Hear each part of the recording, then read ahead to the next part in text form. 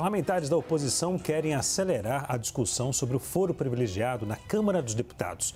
Segundo deputados ouvidos pela CNN, a ideia é criar um grupo de trabalho para decidir qual órgão seria responsável por tratar de temas sem foro privilegiado.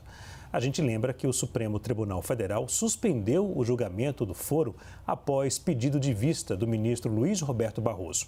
A matéria no Supremo Tribunal Federal tem 5 votos para determinar que o foro privilegiado seja mantido, mesmo depois de a autoridade deixar o cargo. Vamos ao debate. Zé, ampliar o foro é um direito ou um retrocesso? É uma discussão. Na verdade, eu mesmo já mudei de opinião sobre foro privilegiado algumas vezes, quer dizer, do fundo do coração. Ou seja, eu era contra o foro privilegiado, passei a ser favorável ao foro privilegiado.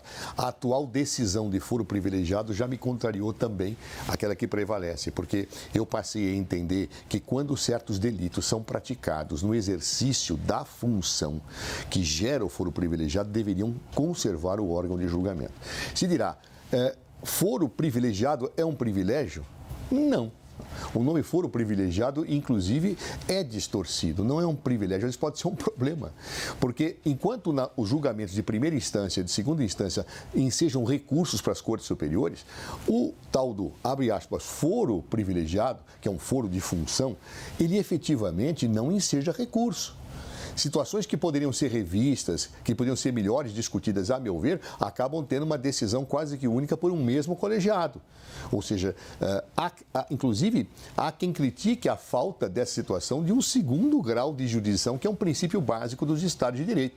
E o segundo grau de jurisdição é suprido pela própria ação do Supremo Tribunal Federal, dentro da visão que nossa estrutura judiciária fornece. Então, eu acho que o foro privilegiado, ele é uma ilusão para aqueles que acham que é só um beneficiamento, ele pode ser um prejuízo no caso concreto, mas eu acho que realmente pessoas que praticam delitos no mandato devem ser julgadas pelo foro de função estabelecido para quem exerce aquela função. Acho que isso tem que haver um recorte nisso, tem que ser amadurecido.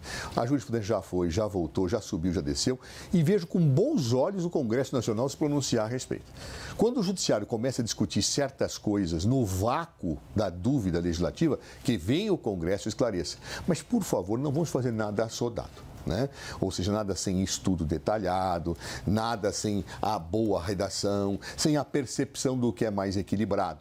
Ou seja, o foro privilegiado não é propriamente um privilégio. Ele é uma forma de guarnecer o Estado de situações que podem ser abusivas, se remetidas à primeira instância, à segunda instância. Mas poderá haver abuso também no Supremo? Abuso poderá sempre haver. A grande questão é que eu tenho que criar os mecanismos institucionais adequados para a melhor decisão possível dentro do contexto que se avalia da institucionalidade. Caio, ampliar o foro é um retrocesso ou um direito? Claramente um retrocesso. É um retrocesso por causa da natureza casuísta da medida e é um retrocesso porque dá ainda mais poder, agiganta, concentra poder nas mãos do Supremo Tribunal Federal, né, que já é sabido aí em direito comparado, é a Suprema Corte mais poderosa do mundo, aquela que tem mais atribuições e que, inclusive, né, por meio do ativismo judicial, pratica uma ingerência indevida em outros poderes, né, no legislativo e o executivo. Mais uma vez, nós temos um caso do Supremo, ao que tudo indica, tendo uma mudança de entendimento sobre matéria relevantíssima, né, num lapso temporal que, do ponto de vista da ciência do direito, é um piscar de olhos. O Zé pode me corrigir, mas, se não me engano, o atual entendimento, né, de que o foro acompanha o cargo, ele é de 2018. Portanto, eu discordo quando o Zé Eduardo diz que havia um vácuo sobre a matéria. Não, havia um entendimento muito recente do STF em sentido contrário ao que está sendo colocado agora, pelo menos a opinião majoritária do plenário até o momento, até esse pedido de vistas. E tem algumas coincidências com o caso, né, da constitucionalidade da prisão após julgamento de segunda instância. Também alguns críticos do Supremo afirmaram, naquele caso, tratar-se de medida casuísta para desencarcerar, né, o ex-presidente, agora atual presidente, Lula da Silva. E também, naquele caso, quem foi determinante para esse movimento de mudança foi o ministro Gilmar Mendes. Vejam só que curioso. Foi ele que teve uma guinada de 180 graus na sua própria opinião, né? E alguns anos após decidir pela constitucionalidade da prisão após julgamento em segunda instância, mudou de lado, né? No coloquial, virou a casaca e passou a defender a posição oposta. Da mesma forma, nesse caso, foi Gilmar Mendes que incitou o plenário a se manifestar novamente sobre o tema e parece que agora também a sua tese está sendo corroborada pelos demais membros. E só para fechar, sobre ser um prejuízo ou um privilégio, depende.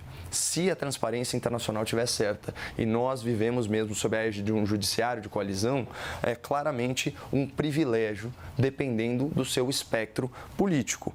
Então, quando a gente fala num STF partidarizado, em que imperam decisões progressistas e mais simpático ao governo, obviamente, dependendo do espectro político que você tiver, você vai ser muito privilegiado ou, pior, muito prejudicado. Zé, deputados da oposição falam em não ampliar o foro e evitar que ações sejam julgadas em primeira instância. Na sua opinião, a primeira instância é adequada? Veja, depende da análise da situação, isso que eu digo. Eu não concordo com a comparação que o Caio fez entre a condenação de segunda instância, aquele caso, e este. Naquele caso, a Constituição era explícita, clara, indiscutível, a meu ver, e ensejou uma posição ativista do outro lado. Qual era? A Constituição fala em trânsito em julgado. Não pode haver uma execução de sentença antes do trânsito em julgado. Em direito, o trânsito em julgado tem um único sentido, trânsito em julgado. Ou seja, não há interpretação outra possível, mas construiu-se apesar disso. Claro, neste caso, as regras que definem o foro privilegiado, ela não tem esta clareza. Isso tem comportado interpretações diferentes que vêm mudando. A atual, inclusive, oriunda de 2018, se também não me falha a memória, mas mesmo assim, ela implica em perda do foro depois que a pessoa deixa o cargo. Ou seja, isso tem que ser discutido. O que é melhor, o que é mais razoável do ponto de vista da interpretação constitucional. Segundo, acho um equívoco dizer que a Corte brasileira é ativista. Ela é ativista, mas as cortes do mundo inteiro são ativistas. Aliás, o ativismo, Caio, começou nos Estados Unidos da América, historicamente, e é registrado por autores em todos os países do mundo desde que adotaram, inclusive na Europa, as cortes constitucionais. Ou seja, há quem fale em juristocracia, não no Brasil, no mundo. Há quem fale em ditadura do judiciário nos Estados Unidos da América. Então, por favor, o Brasil está dentro de um contexto que nós temos que resguardar e entendê-lo globalmente e não como se fosse uma coisa só do judiciário brasileiro. Eu não sou ativista, mas acho que esse é um fenômeno que tem que ser analisado efetivamente à luz do que acontece no fenômeno do Estado de Direito no mundo e não exclusivamente no Brasil. Caio, concorda com o Zé? Não. Primeiro, sobre a questão da prisão após julgamento de segunda instância, eu peguei aqui exatamente a literalidade do inciso do artigo 5º que fala o seguinte: ninguém será considerado culpado até o trânsito em julgado da sentença penal condenatória. O conceito de culpa, ele pode ser entendido de forma monolítica, ou você pode entender que, devido às provas, ao processo, né, ele vai aí se esvaindo. Inclusive, essa foi a tese defendida por 5 dos ministros do STF. Se você tem provas cabais do cometimento do crime, não há problema do ponto de vista de justiça que a pessoa, né, vá para o cárcere, tanto que o nosso ordenamento já prevê aí prisões cautelares, em especial a prisão preventiva, que pode ser renovada aí por bastante tempo, indefinidamente, né, atendidos aí respectivos critérios. Agora, e outra coisa também, falando aí sobre juristocracia, eu acho o termo muito pertinente,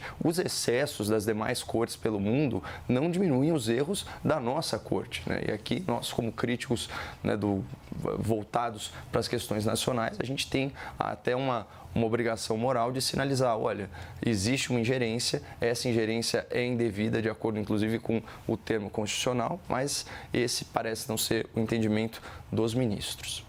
Senhores, obrigado pelo debate de hoje. O grande debate termina aqui. Lembramos que as opiniões que foram emitidas pelos comentaristas não refletem necessariamente a posição da CNN.